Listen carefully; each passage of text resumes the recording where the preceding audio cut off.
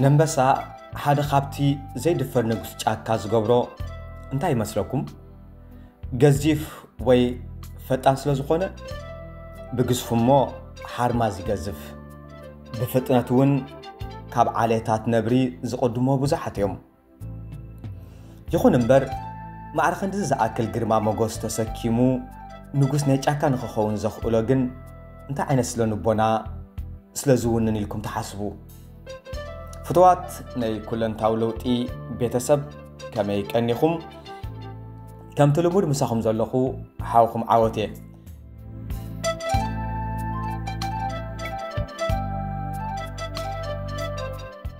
كنوتي برتو زفرح مغزامنين بسازلو اب هيوتنا كنمهارلو نخيل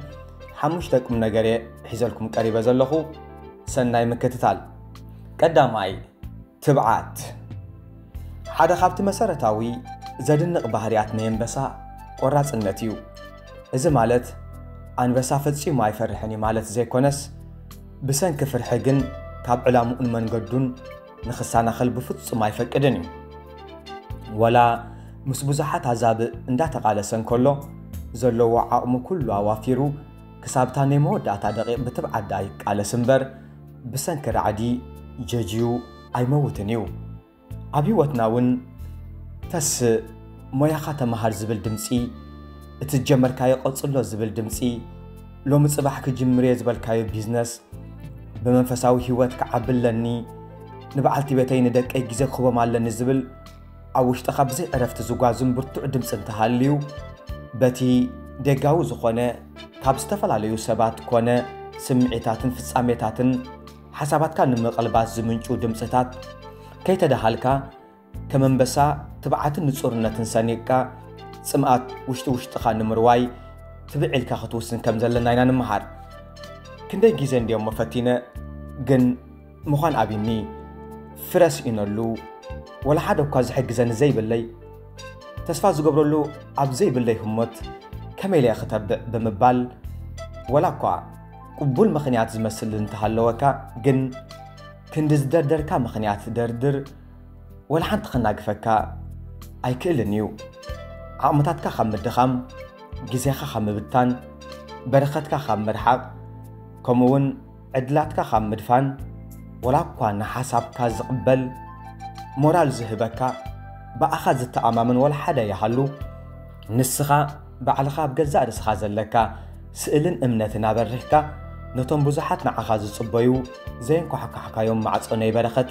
تتامنو فطاره توكلكا مدلاواتكا ابرخكا بتبعاتن بتسفام مقلاسيو حدا معلتي غحز بلا اف دغه نعبيت مخفاتو ايترفنيو ازغن لومي تسفاخي قرزكا صنعات تعاطيكا زجمركايو غعزو بتبعات اموداتا كتبصحو انت خيلكايو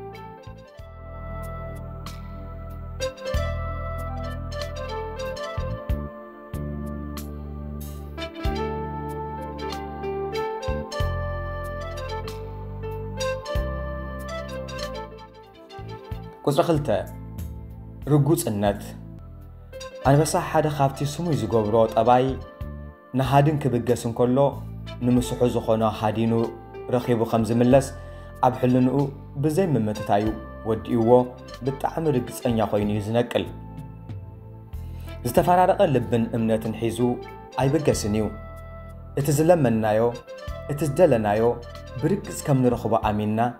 نصو زخونه حلنا وسئلي قريصنا كنبجسن كلنا معرخندي اغاطاميتاتن صغاتاتن كخفتلنا خمزخلو حسيبكم لكم يعبين اس بزي قدس زلك رايخان توهبوتات كان موياتات كان تمرتخان نسخان تدازي امين كالو من يخامنلو نسخان تدازي خبير كايخ من يخبرو نسخان تدازي تحبين كالوس من يحبنلو نزدل خايو نجر كم ترخبو أمينكا كابزي مبقاز خفق تلابع حمام يلن كم ترخبو امنة تدعى زي حجيركا ولا أبتغى خان كله زي اللي خويني سمعكا نخط بصحو عزيخا قريبكا نحل خان كلخا رحق كوينو يرأيكا نخط فتصمو عقمنا حلو كان كله نسخا خمزبئي እቶም ነገራት ከዓ ከመንበሳ ኮይኖም ይረኣዩኻ እሞ ሽዑ ካብኣቶም ክትሃድም ትጅምር ንስኻ ግን ዝብኢ ዘይኮንካስ ልዕሊ ኣንበሳ ዓቕሚ ዘለካ ብምስሊ ኣምላኽ ዝተፈጠርካ ብርቱዕ ኣደናቂ ፍጥረት ኢኻ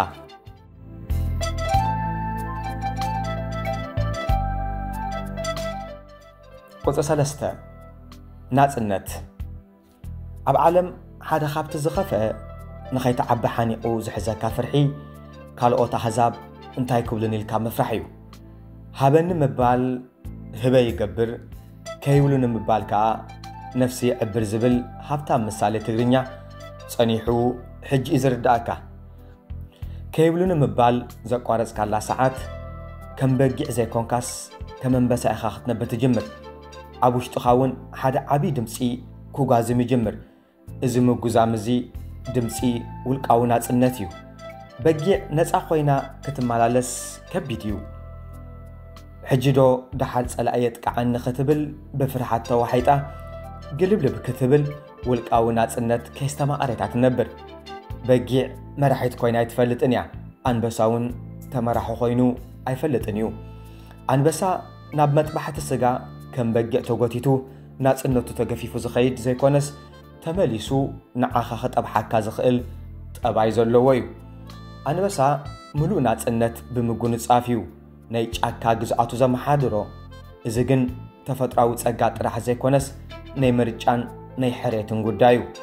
ሙሉእ ናጽነት ንኽውንን ዘኽኣሎ ሓደ ምኽንያት ብዘይ ዕረፍቲ ንግላዊ ናጽነቱ ስለዝቃለስን ውልቃዊ ናጽነቱ ከም ብሌን ዓይኑ ገይሩ ስለዝንካባኸቦን እዩ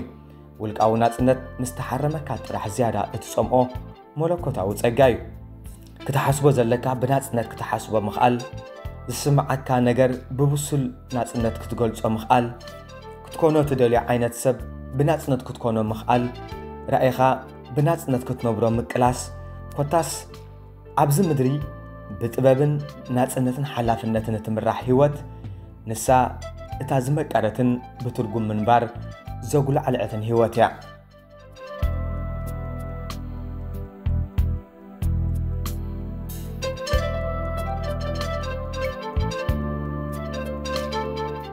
ቁጽሪ 4 ትኹረት አንበሳ ንዝረኣዮ መጓሰ እንስሳ ተረኽበ ኢሉ ዝሓድን ኣይኮነን ወላ እኳ ተባዕን ብዓቕሙታቱ ዝተኣማመንን እንተኾነ ክልተ እግሪ ኣለኒ ኢልካ ናብ ክልተ ገረብ ክትሓኩር ከምዘይከኣል ንኹለን ክሃድን ክብል ሓንቲ ኸይሓዘ ክምለስ ከምዘይኽእል ይፈልጥ እዩ ስለ ዝኾነ ከዓ ኣብ ፈቆዶ ዝረኣዮ እንስሳ ንኸሃድኖ ሰዓቱን ግዚኡን ኣየባኽንን እዩ ህድእ ኢሉ ኣጸናጽኑ ግዜ ወሲዱ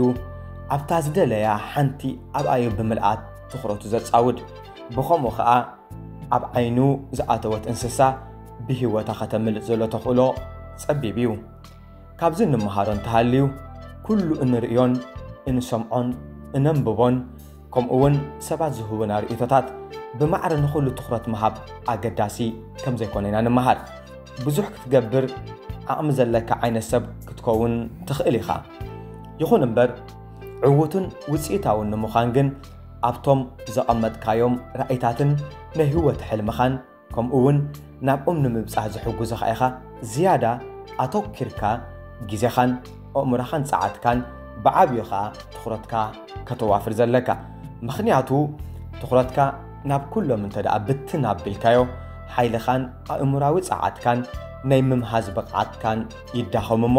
ንኽትቁጽሎን ኣብ መወዳእታ ንኽተብጽሖን ዓቕሚ ክሓፅረካ እዩ ዝጅምር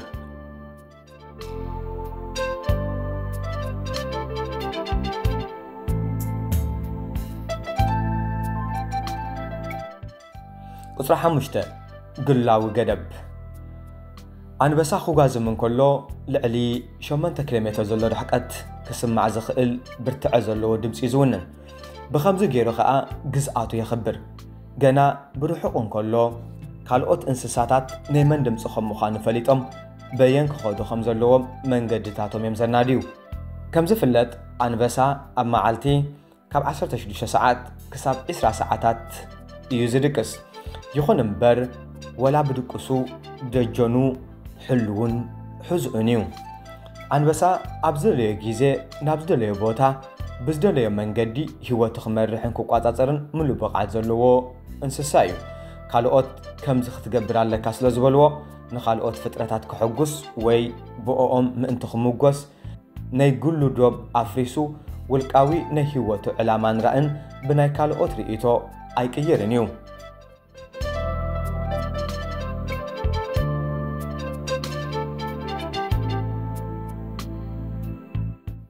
ካብዚ ንምሃሮ እንተሃልዩ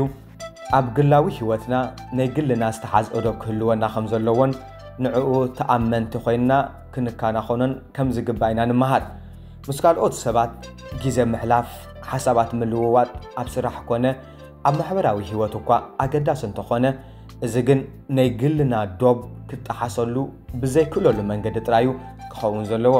ልዕሌኻ ናይ ገዛእ ርስኻ ህይወት ዝፈልጣ ንዕላማታትካ እውን ልዕሌኻ ዝርድኦም ኩነታት ሓዳርካ ኾነ ፍቕራዊ ህይወትካ ልዕሌኻ ዝፈልጦ ወላ ሓደ የልቦን ስለዚ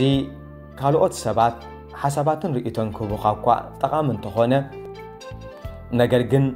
ዶብ ሰጊሮም ኣብ ናይ ግላዊ ህይወትካ ኣትዮም ውልቃዊ መትከላትካን ክብርታትካን ሃዶሽዶሽ ኣቢሎም ከተፍቅደሎም የብልካን ምስ መን እንታይ ትዛረብ ማዕርኽ እንደይ ዝኣክል ጊዜ ምስኡ ከተጥፍእ ኣለካ በይናይ መልክዒኻ ከተቕርቦም ዘለካ ዝብሉ ንጹር ዝኾነ ስእሊ ምህላው ኣገዳሲ እዩ ከምቲ ኣንበሳ ደጀኑ ከይተደፍረ ዝነብር ንስኻ እውን ንናይ ግልኻ ህይወት ዘይትንከፍ ዘይፈርስ ዶብ ብምሕንጻጽ ንስኻ ብትደልዮ መንገዲ ክትመርሓ ይከኣለካ እዩ ኣብ ህይወትና ዕዉታት ንምዃን ሓያል ምዃን ጥራሕ ዘይኮነስ ከም ናይ ኣንበሳ ስነ ልቦና ምውናን እውን የገድሰና እዩ ኩለንታዊ ለውጢ ንኩለንታዊ ዕብየት ክቡራት ናይ ኩለንታዊ ለውጢ ቻነል ቤተሰብ ካብዛ ሎሚ ዘቕረብክዋ ገለ ነገር ተማሂርኩም ክትኮኑ ተስፋ እንዳገበርኩ ቅድሚ ሕጂ ዘቕረብክወን ኣዝየን ክጠቕማኹም ዝኽእላ መሃርቲ ዛንታታት ኣብ ናይ ዲስክሪፕሽን ቦታ ክገድፈልኩም እየ ሰሙናዊ ከምዛ ዓይነት ትሕዝቶ ስለ ዘቕርብ ተቋደስቲ ምእንቲ ክትኮኑ ሳብስክራይብ ብምግባር ናይ ደወል ምልክት ክትፀቕጡ ከምኡውን ናብ ካልኦት ንምብጻሕ ሼር ላይክ ኮመንት ክትጽሕፉለይ ብትሕትና ይሓትት ኣዝየ ዘኽብረኩም ኣብ ዝቕጽል ብኻልእ ክሳብ ንራኸብ ሰናይ ዘበለ ኩሉ ንዓኹም